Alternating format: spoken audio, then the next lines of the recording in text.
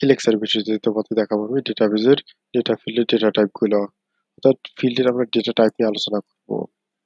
Data বলতে কি আমরা যে ডেটাগুলো হবে তার ধরনটা কি হবে, অর্থাৎ টাইপটা কি হবে, অর্থাৎ প্রকৃতিটা কেমন হবে সেটা নিয়ে আমরা আলোচনা করব। আসলে ডেটাবেজে মূলত 8-10 প্রকারের ডেটা টাইপ ইউজ করা হয়।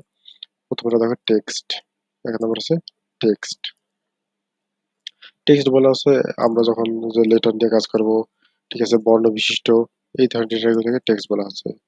তো বর্ণ বিশিষ্ট ডেটার ক্ষেত্রে ডেটা টাইপ ব্যবহার করা হয়, যেমন আমাদের নেম, অ্যাড্রেস ইত্যাদি ক্ষেত্রে ডেটা টাইপ ইউজ করা হবে। এরপরে আসছে হচ্ছে নাম্বার, ঠিক আছে। নাম্বার বলতে সংখ্যা ভিত্তিক ডেটা টাইপ গুলোকে নাম্বার বলা হয়। কোথায় কোথায় ইউজ করবো, যেমন মার্কস, জিপিএ, মোবাইল নাম্বার ইত্যাদি ক্ষেত্রে মূলত আমরা নাম্বার গুলো ইউজ করবো, ঠিক আছে। এই ফিল্ডে পূর্ণ সংখ্যা এবং দশমিক সংখ্যা সংখ্যা একসাথে থাকতে পারে, ঠিক আছে। যেমন আমাদের পঞ্চম চ্যাপ্টারে আমরা পড়ছিলাম যে পূর্ণ সংখ্যা এবং ভগ্নাংশ সংখ্যা আলাদা, বাট এখানে পূর্ণ সংখ্যা এবং ভগ্নাংশ সংখ্যা নিয়ে নাম্বার মূলত তৈরি করে। এরপর অটো নাম্বার, ঠিক আছে। অটো নাম্বার একটা সিরিজ জাতীয় হইতে পারে, মানে অটো, একের পর দুই, দুইয়ের পর তিন, তিনের পর চার, এরকম। যেমন সিরিয়াল নাম্বার, তারপর আইডি নাম্বার, তো রোল নাম্বার, এগুলোকে অটো নাম্বার বলা হচ্ছে, ঠিক আছে। ক্লাসে আরো এক রোল, দুই রোল, তিন রোল এরকম চলতে থাকে চলতে থাকে। এরপর হচ্ছে লজিক্যাল। লজিক্যাল বলতে হচ্ছে হ্যাঁ না, সত্য মিথ্যা, ইয়াস ট্রু এগুলো হবে, ঠিক আছে। হ্যাঁ বা না নিয়ে যখন আমরা ডেটা করতে পারো, যেমন আমরা ধরো একটা ডেটাবেস তৈরি করি যেখানে 10 জন স্টুডেন্ট আছে, পাস অথবা ফেল।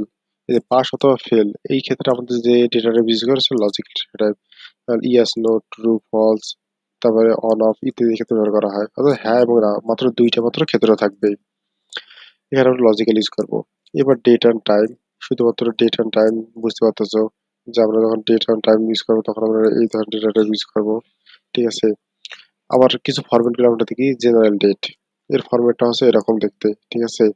জেনারেল ডেট হয়তো আবার টাইমের ক্ষেত্রে এরকম করে দেখতে, 5-1-2014 এরকম কিছু একটা দেখতে। লং ডেটের ক্ষেত্রে আমরা এভাবে লিখবো মানডে, জানুয়ারি পুরাটা, 5 জানুয়ারি 2014, দেখো এটা কিন্তু একদম ইয়াতে লং এর ক্ষেত্রে ইউজ করা হচ্ছে। মিডিয়ামের ক্ষেত্রে হচ্ছে দেখো তারিখটা হচ্ছে যখন শর্ট, বাট এটা হচ্ছে আমরা সংক্ষেপে লিখবো, এটাকে হচ্ছে মিডিয়াম বলা হয়। আর শর্ট ডেটের ক্ষেত্রে সবগুলা শর্ট আকারে থাকবে, ঠিক আছে। লং, এরপর হচ্ছে টাইম, লং টাইম, লং টাইমের ক্ষেত্রে এরকম টাইম আকারে থাকবে। তবে মিডিয়ামের ক্ষেত্রে মিডিয়াম টাইম আকারে থাকবে। শর্ট টাইম হচ্ছে 23টা 25 বাজতেছে এখন, এরকম এটাকে বলে শর্ট টাইম বলা হচ্ছে।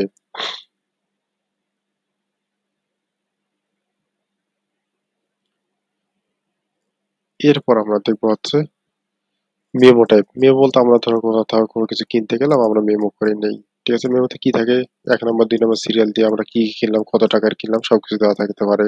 অর্থাৎ মেমো হচ্ছে বর্ণনামূলক লেখার ক্ষেত্রে, ঠিক আছে। এটা সবচেয়ে বড় ডেটা টাইপ বলা হচ্ছে, মেমোকে বলা হচ্ছে। এই ফিল্ডের জন্য আমাদের প্রায় 65,536টা বাইট প্রয়োজন, মানে এখানে সবকিছু থাকবে আমাদের, ঠিক আছে। এবার কারেন্সি, কারেন্সি হচ্ছে বিভিন্ন দেশের মুদ্রার ক্ষেত্রে কারেন্সি হিসেব করা হয়, টাকা বা মুদ্রার ক্ষেত্রে, ঠিক আছে, কারেন্সি। এরপর হচ্ছে OLE, OLE মানে হচ্ছে অবজেক্ট লিঙ্কিং অ্যান্ড এমবেডিং। জিনিসটা কি দেখো, বিভিন্ন প্রোগ্রামের অবজেক্টকে সংযোজনের জন্য এই ফিল্ড ব্যবহার করা হয়। ধর আমরা কোনো কিছু অবজেক্টকে সংযোজন করব, ঠিক আছে, এক্ষেত্রে আমরা এই যে OLE ইউজ করতে পারি। এক্ষেত্রে ফিল্ডের সাহায্যে এমএস ওয়ার্ড, ঠিক আছে, এমএস ওয়ার্ড, তারপর এমএস এক্সেল, ফটোশপ ইত্যাদি প্রোগ্রামে যেমন ছবি, টেক্সট, গ্রাফ ইত্যাদি আমরা ডেটাবেস সংযোজন করতে পারি। যখন আমরা এই যে ছবি, টেক্সট, গ্রাফ একটা ডেটাবেসের সাথে সংযুক্ত করতে পারতেছি তখন আমাদের OLE ডেটা টাইপ লাগবে। এরপর আমরা দেখবো হাইপার লিঙ্ক। হাইপার লিঙ্ক সংযুক্ত করার ক্ষেত্রে ব্যবহার করা হয়।